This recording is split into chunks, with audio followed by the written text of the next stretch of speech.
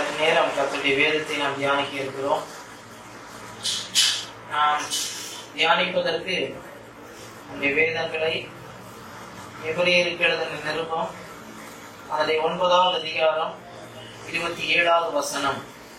எபிரேயருக்கு எழுதின நிருபம் 9வது அதிகாரம் 27வது வசனம். பைபிள் சொல்லுது, ஒரே தரம் மரிப்பதும் பின்பு நியாய தீர்ப்படைவதும் மனுஷருக்கு என்று நியமிக்கப்பட்டிருக்கிறது.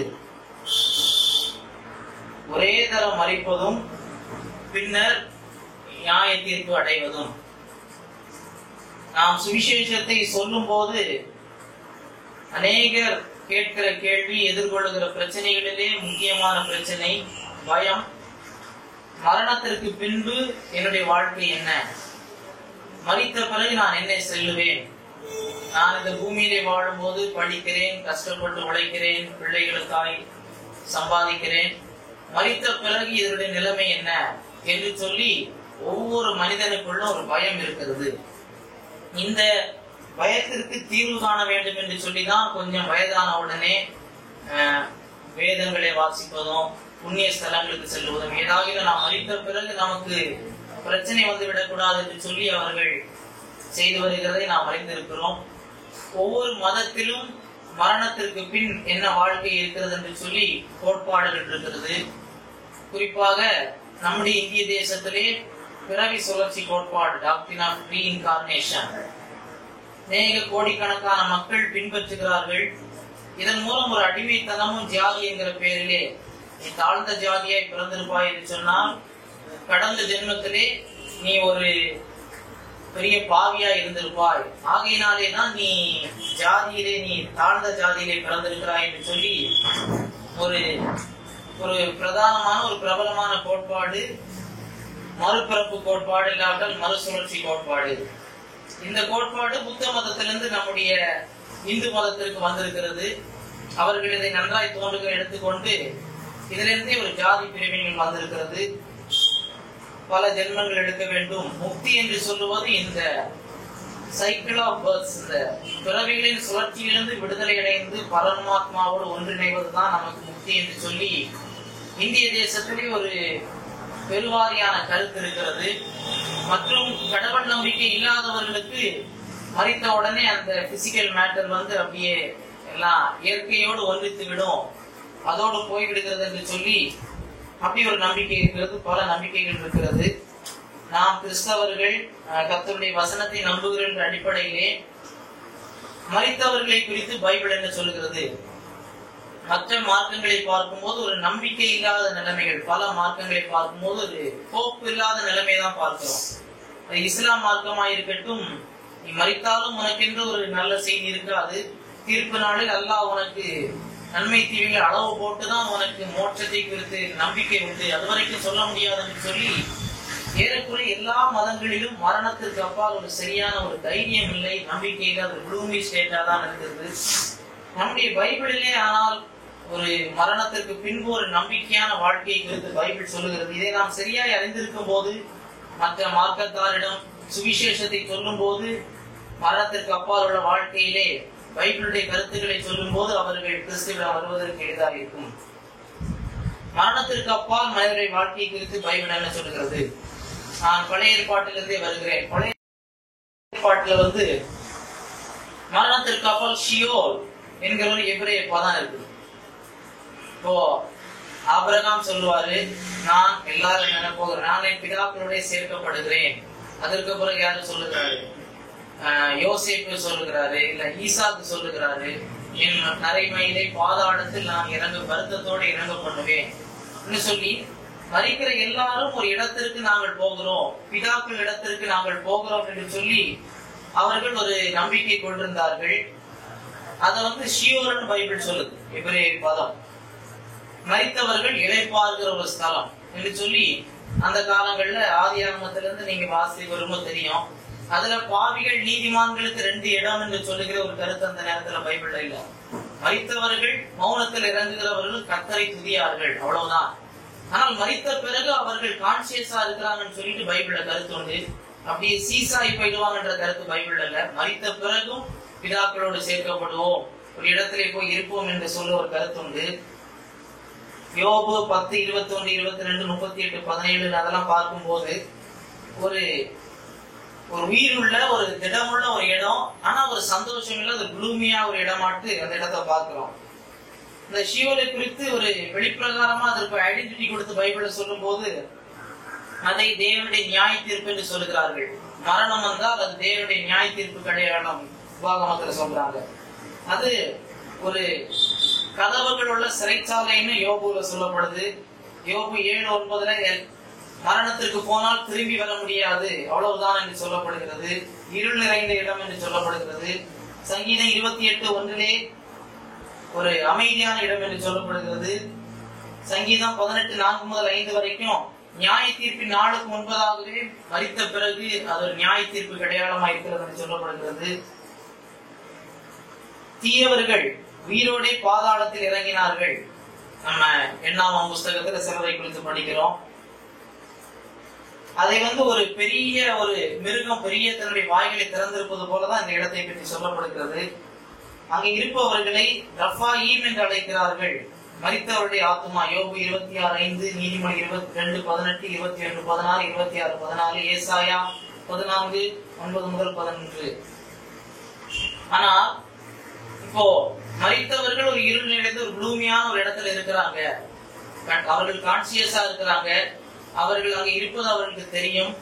அங்கே நரகம் அக்கினி என்று ஒன்று சொல்லப்படுவதா இல்லை. ஆகிலும் ஒரு சந்தோஷம் இல்லாத இடமாய் சொல்லப்படுகிறது. ஆகிலும் யோபு 26:6, சங்கீதம் 139:8, நீதிமொழி 15:11 யாகுவே அங்கேயும் இருக்கிறார். அந்த ஓம்னி பிரசன்ட் என்கிற ஒரு கான்செப்ட் அந்த இடத்துல ரிஃப்ளெக்ட் ஆகுது. அங்கேயும் யாகுவே கடவுள் இருக்கிறார். பாதாளத்திற்குள்ளும் தான் சங்கீதக்காரர் இங்கே சொல்வார், பாதாளத்தில் படுக்கை போட்டாலும் நீர் அங்கே இருக்கிறீர். இது பழைய ஏற்பாட்டினுடைய அந்த பரிசுத்தவான்களுடைய நம்பிக்கை. எப்பவுமே பைபிளை படிக்கும் போது நம்ம யோசிக்கணும், பழைய ஏற்பாட்டுல ஒரு யோபுவின் புத்தகத்தை வைத்த 2 புத்தகங்களை வச்சா ஒரு உபதேசத்தை எடுக்க முடியாது. ப்ரோக்ரசிவ் ரெவலேஷன் சொல்லுவாங்க. ஒரு உபதேசம் தேவனை குறித்தோ மனிதனை குறித்தோ மற்ற ஆவிகளை குறித்தோ மரித்தவர்கள் பின்வார வாழ்க்கை குறித்தோ அந்த ரெவலேஷன் வர வரும்போதுதான் முழுமையான சத்தியம் கிடைக்கப்பெறும். ஆனா இவங்களுக்கு இதை குறித்து அவ்வளவு தெரியவில்லை. புதிய ஏற்பாட்டுக்கு நாம் வரும்போது அதே ஷியோல் என்கிற பதத்தை புதிய ஏற்பாடுல ஹாதேஸ் போட்டிருக்கிறாங்க. ஹாதேஸ் என்கிற வார்த்தை வருகிறது. ஹாதேஸ் என்றால் மரணம் என்று அர்த்தம். மத்தேயு 16:18. மட்டுமல்ல, இது கெகன்னா என்கிற ஒரு பிளேஸுக்கு இது கொண்டு போகும் என்று சொல்லி மத்தேயு 13:23 சொல்றாங்க. லூக்கா 16:23 கல்லறை தோட்டத்திற்கு அடையாளமா இது சொல்லப்படுகிறது. இந்த இடத்துலதான் இப்போ புதிய ஏற்பாடு வருவது வரைக்கும் பரிசுத்தவான்களுக்கு ஒரு இடம் இருக்குது, பாவிகளுக்கு ஒரு இடம் இருக்குது, இடையில பள்ளம் இருக்குதுன்னு ஒரு கான்செப்ட் இல்ல. அதன் பிறகுதான் அவர்கள் பார்த்தாங்க இவங்களுக்கு ஒரு டிவிஷன் இருக்குது. கர்த்தர் பாவிகளை நீதிமான்களை ஒரே இடத்தில் வைக்கிறவர்கள் டிவிஷன் இருக்குதுன்னு சொல்லி அந்த இது வந்தாங்க. அதன் பிறகுதான் பரதேசு பாதாளம் என்று சொல்லி ஒரு பிரிவினை வருது. பரதேசம் சொல்றது 2 கொரிந்தியர் 12:4, வெளிப்படுத்தல் 2:7, லூக்கா 23:43 இருக்குது. பாவிகள் டார்டாரஸ் என்கிற ஒரு பகுதியில் இருக்கிறார்கள் என்று ஹாதேஸ் என்கிற பகுதிக்கு கீழே இருக்கிறாங்கன்னு சொல்லப்படுகிறது. பைபிள்ல டார்டாரஸ் என்கிற ஒரே ஒரு இடத்துலதான் வருது. 2 பேதுரு 2:4. அங்க தூதர்கள் கட்டப்பட்டிருக்கிறார்கள். சில தூதர்களை கட்டி வைத்திருக்கிறார்கள் பைபிள் சொல்றது. அது எதற்குன்னு நமக்கு தெரியாது. அதுக்கு பல தியரி சொல்றாங்க. பாவம் ஆதியாகமம் 6ல ஸ்திரீகளோடு கூடினார்கள். அதை குறித்து இன்னொரு நாள் பேசலாம். அடுத்தது கெகன்னா என்கிற ஒரு வார்த்தை. அது எதிலிருந்து வருகிறது சொன்னால் இன்னும் பள்ளத்தாக்கு. அந்த பள்ளத்தாக்குல இந்த வார்த்தை வருகிறது. அந்த பள்ளத்தாக்குலதான் மோளேக்கு என்கிற ஒரு தேவதைக்கு குழந்தைகளை நரபலி கொடுத்து கொண்டிருந்தார்கள். லேவியராகமம் 18:21 இந்த காரியத்தை செய்யக்கூடாது என்று ஆண்டவர் சொல்லுகிறார். எரேமியா இந்த சம்பவத்தை பார்த்து இஸ்ரவேல் ஜனங்கள் இப்படி மோளேக்கு பலியிடுகிறதை பார்த்து எரேமியா தீர்க்கதரிசனம் சொல்லும் போது, இந்த ஸ்தலத்தையே கர்த்தர் உங்களுக்கு நியாய தீர்ப்பின் ஸ்தலமாய் மாற்றினார். நியாய தீர்ப்பின் ஸ்தலம் என்கிற வார்த்தை எரேமியா பயன்படுத்தினதுனால அதன் பிறகு நியாய தீர்ப்பு என்று சொன்னாலே கெகன்னா என்கிற சொல் அவர்களுக்கு வருகிறது. இயேசு கிறிஸ்து இந்த கெகன்னா என்கிற வார்த்தையை அதிகம் உபயோகப்படுத்தி இருக்கிறார். இயேசு கிறிஸ்துவை குறித்து அநேகர் பேசும்போது அவர் செய்த அற்புதங்களை, அவர் பேசின நல்ல காரியங்களை, தேவராஜ்யத்துக்கு அடுத்தவை குறித்து தான் பேசுவார்கள். ஆனால் எல்லாரை காட்டிலும் இயேசுதான் நரகத்தை குறித்து அதிகமாய் பேசி இருக்கிறார். பைபிள்ல மற்ற எல்லார காட்டிலும் வெள்ள பற்றி அதிகமா பேசுனது இயேசு கிறிஸ்து தான். அவர் எதனாவை பற்றி சொல்லும் போது அது அக்கினி என்று சொல்லுகிறார், அது நிரந்தரம் என்று சொல்லுகிறார், அது அழிவினிடம் என்று சொல்லுகிறார். அங்கே முதலாவது அவன் தள்ளப்பட போகிறான், பாவியான மனுஷன் தள்ளப்பட போகிறான் என்று இயேசு கிறிஸ்து சொல்லுகிறார். அங்கேதான் கடைசி நியாய தீர்ப்பு நடைபெற்று எல்லாவற்றுக்கும் முடிவு உண்டாகும் என்று சொல்லுகிறார். இரண்டாம் மரணத்திற்கு அது ஒப்புமைப்படுத்தப்படுகிறது. அடுத்தது, நாம் மரித்த பிறகு மரணத்திற்கு இடையிலும் உயிர்த்தெழுதலுக்கு இடையிலும் எப்படி இருப்போம்? பழைய ஏற்பாட்டுல எல்லாரும் ஷியோல் என்கிற பகுதிக்கு போனார்கள். புதிய ஏற்பாடு வரும்போது பரதேசி, பாதாளம் என்கிற 2 இடங்கள் இருந்ததுன்னு அவங்க நினைக்கிறார்கள். நாம் மரித்த பிறகு புதிய ஏற்பாட்டுல பிரச்சனை வந்தது. நாம் மரிப்பதற்கு முன்பாகவே இயேசு வந்து விடுவார் என்கிற ஒரு செய்தி எல்லாருக்கும் கொடுக்கப்பட்டது. ஆனா இயேசு வரவில்லை. நிறைய பேர் மரிக்க ஆரம்பித்து விட்டார்கள். அப்போ இவர்களுக்கு கேள்வி, இயேசுடைய வருகை நடக்கவில்லை, நிறைய பேர் மரிக்க ஆரம்பித்து விட்டார்களே, இதனுடைய முடிவு என்ன என்று சொல்லும் போது அப்போஸ்தலர்கள் எழுதுகிறார்கள். நாம் நிறைய பேர் நினைத்துக் கொண்டிருப்பது நம்முடைய ஆத்துமா நித்தியமானது என்று சொல்லி, மனுஷனுடைய ஆத்துமா நித்தியமானது என்று சொல்லி, நித்தியமானது என்கிற சொல்லி ஆத்துமாவுக்கு உபயோகிக்கிறோம். அது மற்ற மார்க்கங்களில் உள்ளது. பைபிள் அடிப்படையிலே மனிதனுடைய ஆத்துமா நித்தியமானது அல்ல. நினைக்கிறேன் சோல் இஸ் இட்டர்னல் என்று சொல்லுகிறோம். ஆனால் மனிதனுடைய ஆத்துமா நித்தியமானது அல்ல. நித்தியம் என்று சொல்லும் போது அதற்கு துவக்கம் இருக்கக்கூடாது, முடிவு இருக்கக்கூடாது. மிருகங்களுக்கு ஒரு துவக்கம் உண்டு, முடிவு உண்டு, நித்தியமானது அல்ல. மனிதனுடைய ஆத்மாவுக்கு துவக்கம் உண்டு, முடிவு இல்லை. அப்படி என்றால் நித்தியமானது அல்ல. தேவனுடைய ஆத்மாவுக்கு, தேவனுடைய ஆழ்த்தத்துவத்துக்கு துவக்கமும் இல்லை, முடிவும் இல்லை. அவர் மட்டுமே நித்தியமானவர், மனுஷன் நித்தியமானவன் அல்ல என்று சொல்லி நாம் பார்க்கிறோம். மத்தேயு 10:28 இயேசு கிறிஸ்து மனிதனுடைய சரீரத்திற்கும் ஆத்மாவுக்கு இடையிலே ஒரு பிரிவினை ஏற்படக்கூடிய ஒரு காலம் இருக்கும் என்று சொல்லி இயேசு சொல்லுகிறார். இந்த ஆத்துமாக்கள் இளைப்பாற வேண்டும், அதன் பிறகு அவைகள் கான்சியஸா இருக்கிறது என்று சொல்லி பைபிள் நமக்கு தெளிவாய் சொல்லுகிறது. மரித்தவருடைய கிறிஸ்தவருடைய ஆத்துமா இயேசுவை ஏற்றுக்கொண்டு மரித்தவருடைய ஆத்துமா எங்கே இருக்கிறது என்று பார்க்கும்போது அவைகள் பரதேசியிலே இருக்கிறது, தேவனோடு கூட இருக்கிறது என்று சொல்லி பவுல் நமக்கு சொல்லுகிறார்.